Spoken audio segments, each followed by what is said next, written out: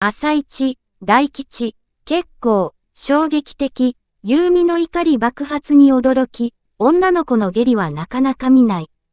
恒例の朝ドラ受け、NHK の朝一、月曜から金曜午前8時15分で MC を務める博多華丸、大吉と鈴木直子アナウンサーが4日、恒例の朝ドラ受けを展開した。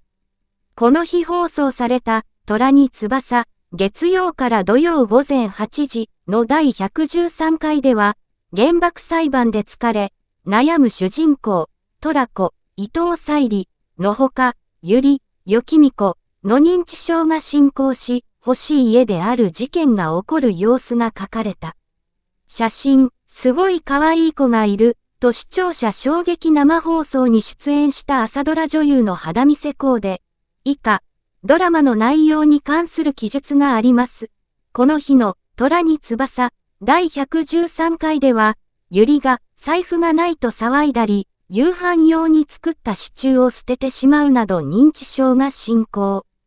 その状況にユーミ、毎田のが動揺する中、のどか、尾崎真香は、その場から逃れ、隠れてタバコを吸っていた。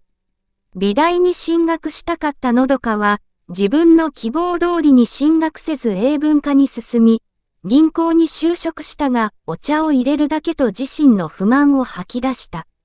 その上、これ以上、私に求めないでほしいとも。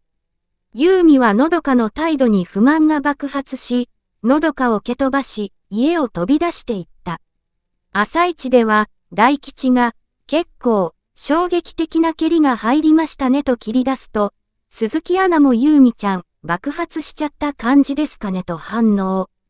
大吉は、バカバカぐらいで終わるのが普通のドラマ。女の子の下痢はなかなか見ないと驚いていた。